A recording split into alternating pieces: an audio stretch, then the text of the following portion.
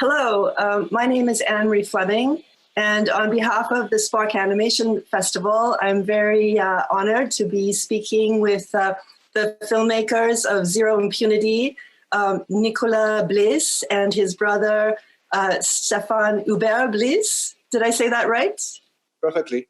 Okay, great. And you've all just seen the film, but just a quick encapsulation, of course. I think, it's a beautiful, I think I have to say beautiful, but of course, a powerful and important film, which, posits that rape and sexual violence are not just byproducts of war, rather they're systemic weapons of war. And you guys are advocates first, I think, and this is part of a transmedia, this film is part of a transmedia project to raise awareness in the global community, and is really a call to action. And I think before we talk about the beautiful techniques and all these other things that are going on in the film, I'd like you to talk about the journey that started, why now, why this film, and also the journey of the film. Okay, so we are very, very happy to be here with you and talking again about our film, because it's very important to talk about it every time we can. That's why it's a great opportunity. Nicolas and me, we are filmmakers, and yes, we are in a way specialized in sexual violences topic. We made a first short film around 10 years ago now about female pedophilia. So it was a kind of introduction to our work about sexual violences. But Zero Impunity is also now the first part of a trilogy about sexual violence. Ghost Dance is our second film about sexual violence. We take part in Canada about autochtone feminicide. Indigenous feminicide, yes, right. And there will be a third part about pedophilia again. But Zero Impunity was born with our producer, Marion Gut, 4 years ago now in Rwanda. She was there for another documentary, and she spoke there with some survivors, female survivors of the genocide, and they speak together about how to do maybe a documentary about her. And she said something very, very interesting. She said that okay, if I speak now in your documentary, I have to be sure that my voice will be heard. Because my perpetrators just live in a few miles from me right now. So in a way, I have to be protected by the voice who will be heard. So when Marion came back, the three of us, we discussed and we said, okay, if we do something about sexual violences in war zone, we have to do something more than a simple documentary. And that's how was born Zero Impunity as a transmedia. So as you said, it's a transmedia project. So the first step of this project was first to organize investigations. So we decided to work with 12 female investigators, reporters, I mean, and we asked them to work on the 6 different topics: contemporary wars, contemporary topics. It was important for us, and also topics who happened close to us, not far away. Because we speak a lot about sexual violences in war zone, about Africa. But it happens also, it's linked also to France, it's linked to the United States, it's linked to the Western countries. It happens also in the Western countries, territories. So it was important for us to replace the topic right now, today, in our places, with our responsibilities. So we worked with the reporters. And so they investigate in different places, in Ukraine, in France, in USA, etc., etc. And during this process, at the same time, Stephane and I worked on the script of the film. So each time we received testimonies from our reporters, we started to work on the documentary. After 3 months of investigative work, we published, with the reporters, we published these 6 investigative reports on different media in Europe and in North Africa. We translated them in 6 languages, and we had 1 million readers who discovered these investigative reports. At the same time, we continue to write the script, but we were very surprised by this first step of the project, because when they published all these reports on social networks, on website, etc., we had a lot of bad comments. Bad comments. We said, "I don't believe you. It's not possible. I don't know, Putin cannot do that. The United States cannot do that. The French soldier cannot do that, etc." A lot of deny. So with Stephane... deny, but also tweets. We get a lot of tweets from some US soldiers, French soldiers also, who wrote us emails, bad comments, and so on. So yes, it was a very big surprise when we get this, because for us it was obvious that this topic as to be normally accepted by people, but because we came with facts. We came with facts, but apparently not. So at the beginning, the documentary film has to be a full animation movie. But after we published these investigative reports and we had these comments, we decided with Stephane to go back on the different places to speak with people on the streets and to say, "Hey guys, have you heard about this topic? What do you think? What do you know about this?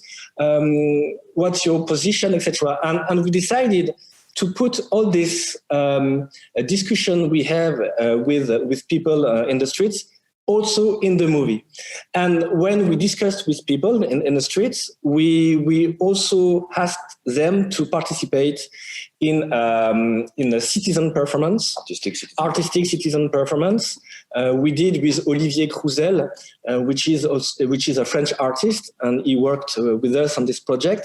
And we asked people, okay, if you want to be part of this performance, would you accept to give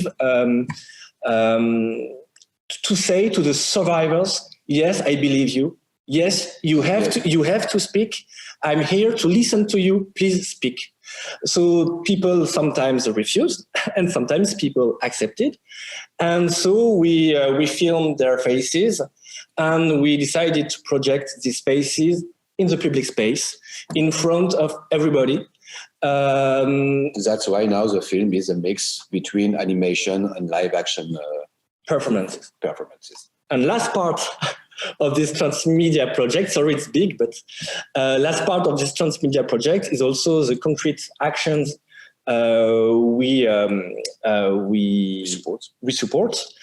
So when we published the investigative reports, we also worked with NGOs and associations to support actions. We asked to the citizens to support us on 2 actions, one in France, when we asked to the government to create a kind of training in a military school about sexual violences, and another one when we work with an NGO in Ukraine trying to create a new law which will recognize sexual violences, yes, in the criminal code. So we get around 400,000 citizens around the world supporting these 2 actions, and because of the pressure, for example, because of the pressure we put on the Ukrainian government, the law now was voted. So it's a very good conclusion for this part of the project. In France, it doesn't work, but we are still trying. Wow, that's fantastic. Before also, I guess if people do want to get involved or know more, they should go to zeroimpunity.com, where they're, right? Where they can learn more, and also there's a call to action there. And they can read also all the investigations. Right, right. One of the things about your film that I think that people think that sexual violence is mainly a woman's issue, right? And that your film makes it clear that it's children, it's men, the sexual humiliation and medical rape perpetrated by the United States. And also, I think what's interesting is that you start far where you expect to hear the stories of violence, and then you get closer and closer and closer until we see that everybody's complicit, right? And silence is complicity. There's a great quote in your film that I loved that I'm probably going to misquote, but where you say impunity is chaos, right? That's and right, it's so powerful. I'm wondering whether you could speak to that a little bit. It was important for us. This film is a message to break this impunity. We need first people who testimony, but to help these people to testimony, they have to feel secure to do that. They need to be secure, and to feel secure, we have a responsibility. Not me as a filmmaker, not me as a lawyer, not me as a doctor, but me as a citizen. Mm-hmm. Just say to everybody, yes, I'm here to listen to you.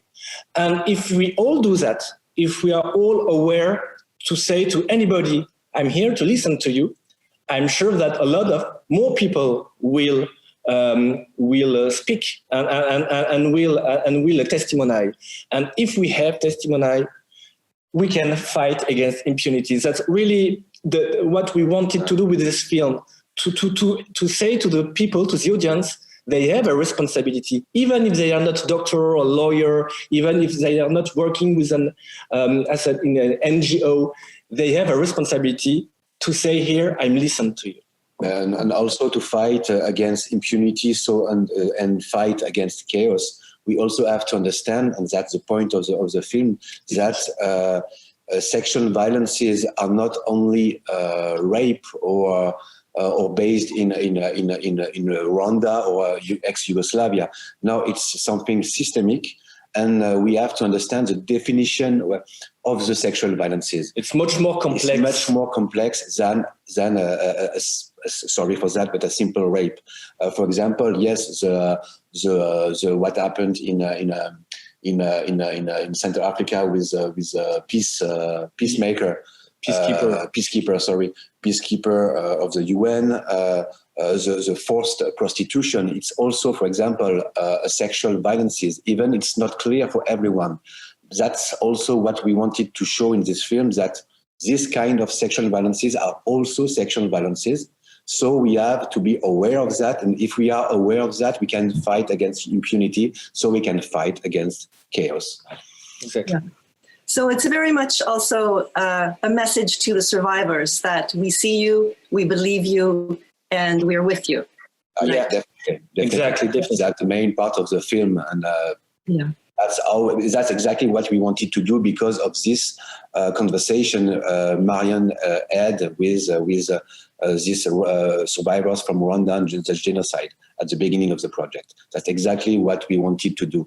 Give them a tool to speak through the Impunity project. Yeah. Okay, and also before I talk about the film, also I see that you guys have been involved with a feminist project for many years. You're trying to come up with a code of ethics for audiovisual productions in Europe. Yes, Marion is yes.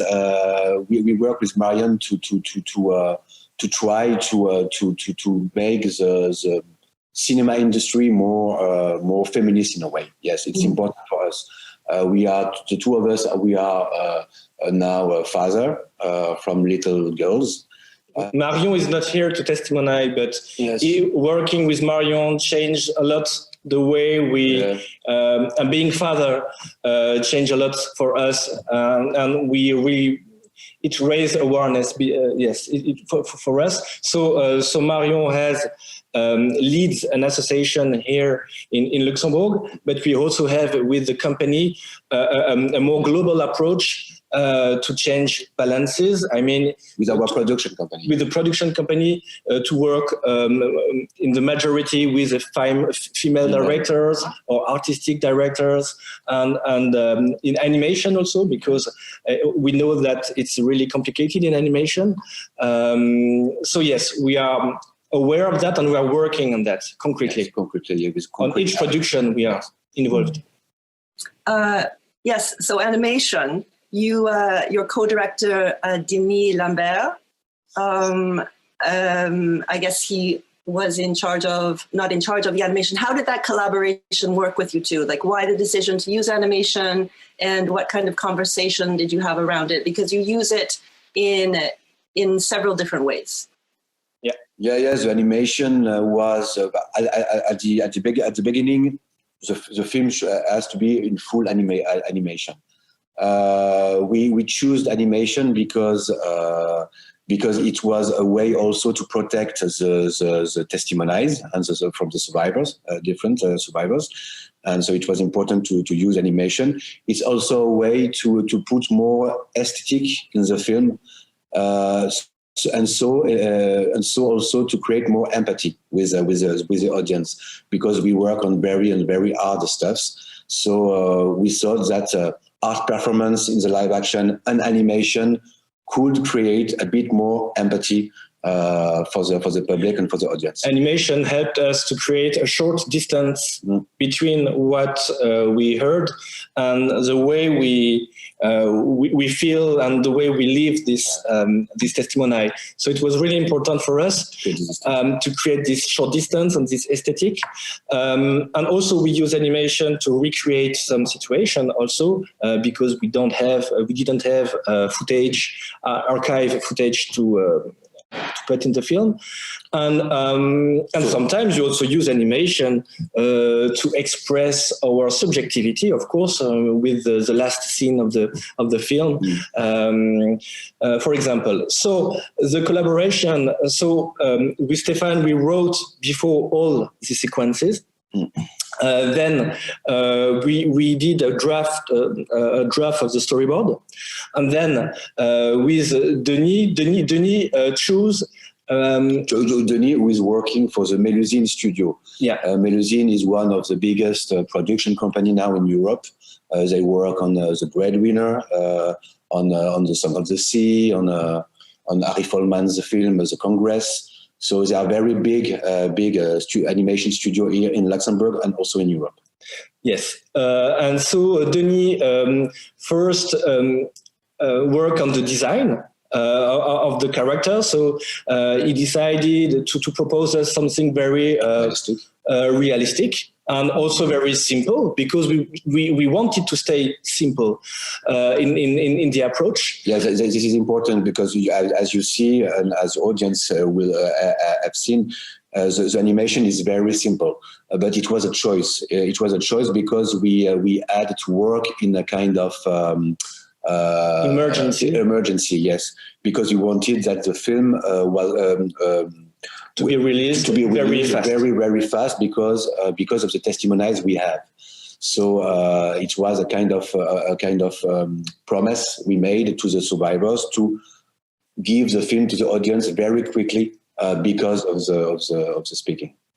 So Denis put in place this design with his team at Melusine, and then we have a lot of discussions around the storyboard. We define us, and after that he leads the team in Mélusine, because the animation was only made in one studio in Mélusine at Luxembourg. But what was very challenging, it was for this we have to say thank you also to our editor, Aurélien Guégan. It was the dance between the live action sequence and the animation sequence. Yeah. This was very, very tricky to do, to give to the audience something digest, something you can eat, because it's not easy. So the dance between the different sequences, to me, worked very well and makes the film. Yes, and thanks to the editor who made this work. Yeah, no, I think it was very effective, the use of animation. And of course, you know, there's so much aestheticization in the film of the different ways of storytelling. And sometimes I think that can be dangerous, like it gives you distance, but then you don't want to be overwhelmed by the technique, you know, because you have this message. With the outdoor, the video installations, you know, that were very powerful. Even though we're going all over the world, I'm just wondering, and there's probably a very practical reason, but maybe it's bigger than that. That you have the public spaces, the urban public spaces, especially where the BAN is going, which is you know, speaks for itself. But then you have the desert, right? Yeah. And can you talk about those two juxtapositions? Yeah, sure. The first goal in our film about this live action and performance artistic performance was to hack in a way the public space. This is without authorization, because to us public space owned to public, and so we have to use it. So this was our philosophy approach. About the desert in Jordan, we also wanted to, in the first place, we also wanted to do it on the building of the capital Amman. But the first day we were following by the secret services of Jordan. And they always, even our fixer was in prison for one day because they were wondering what we were doing here with this projection. So we decided, well, we couldn't do it on buildings because they forbidden us. They follow us every time. So we decided to go to the desert and to show them, to show there the faces of our support in the desert, because it says also something. Yeah, it's very symbolic, of course. Yes, it's also symbolic. So of course it's very beautiful, because in the desert of Wadi Rum it's a very fantastic in an aesthetic way, but in a way it's also saying something about how this kind of words are received in the public spaces. Because like you see in the movie, even if we are in the urban, in the city center, sometimes people don't want to see and are not listening to the testimony. So it was important for us to show the difficulties for people to listen these voices and the different situations. So yes, it was really symbolic for us. And also it was a way for us to show the diversity of the different places we are speaking about, the different audiences we are speaking about, etc. But it says also something about the different country we were. For example, as I said about Jordan, so it says something very clear. But it was really different in Ukraine, but also in the United States or in France. For example, in France, we did it on the Ministry of Defense. So the police, they came, they asked us the footage and etc. So we gave them. We lied and we gave them false footage. Saying, okay, this is the footage. Don't worry. Bye. And we go with the real one in the pocket. In the United States, it was different because there is so much light People don't care. People just don't care. Even in the first place, they even don't know about what is Guantanamo or Abu Ghraib. They don't know the name of this. Yeah. So it was barely some didn't know about the 9/11. So it was very young people. Yeah. So young people, they even don't know about 9/11. So of course they don't know about Guantanamo, Abu Ghraib, and of course they don't know about torture there, some stuff like this. So yes, they don't care if we put some faces in a building because there is so much lights. So yes, it says something about these different countries. So it's interesting when we produce it and we direct this. It was interesting for this also. But at the end, when we put all this picture all together inside a movie, in a cinema theater, people understand. People understand. And that is important. Yeah. Yeah, it gives it a coherence. Yeah. Yeah, and it gives it a clear narrative. And what you were saying about people's a lack of curiosity, it's not, you know, of course, everybody would say that it's not everybody's fault. It's that we have such fractured ways of getting information. And we, so it doesn't give us power because we don't have any shared narratives anymore. That we still have shared values, we just don't know it, you know? And so I would like to congratulate you guys on your film and on your project. And I'm wondering, what is your opinion about how it's doing? Where does it go next? Where do you guys go next? Next. We work on 2 new films about sexual violences. I said before, something more, a bit like Zero Impunity, but in a fiction way. It's called Dance, about indigenous feminicide. Will this also incorporate animation, or will it be live action? A full animation. So this one will be a full animation normally, with maybe some real footage, but a little bit, yes. But it's a full animation. It's a co-directing with Kim Obamsawin, yes. Which is a Canadian director from Quebec. From Quebec, yes, and and the last one will be live action films about pedophilia. Yes, pedophilia. But okay. So this is the 3 films we are working on. 2 films. We have 3 films with Zero Impunity. We are also working on a documentary, on a fiction series. Also speaking about sexual violences against children this time, specifically children. It's an international co-production with an impact strategy. Also, our goal is always to try to impact people. But what is important for us now is to explore the different way we can do that. I mean, with Zero Impunity, we were very direct, very bam.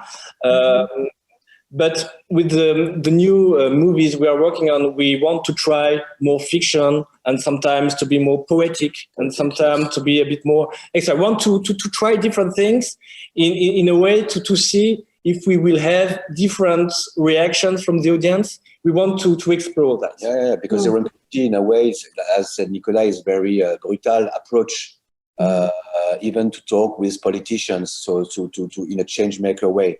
So maybe this approach is too brutal to change something. So we had some positive results, but maybe we could have more if we did it maybe in a more aesthetic, fiction, poetry way. That's why we want to try.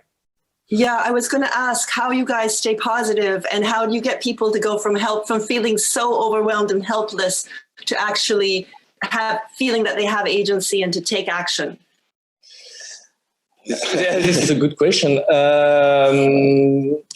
For us, if the main goal of the film, yes, is to say to people, you can be part of this process, but maybe we have to work on it differently. I don't know, but yes, I hope that people, for example, NGOs, really like to use Zero Impunity because it's a message for survivors. And because it's a tool. So in a way, we are happy with that because Zero Impunity is a tool. So for this part, it's okay. But for the politician discussions, It's more difficult. It's more difficult. So next time we have to think more about that and to try new things. Yes, maybe fiction. Yeah, well, it's a fantastic work, and I can see it's a lifetime project and a real passion for both of you. So thank you so much for speaking with me and for presenting your film here. And courage. Thank you very much for your questions. It's really, we really appreciate, because you really understand the movie. Yeah. And it's always a pleasure for us to discuss with people who really understand the movie. And thank you.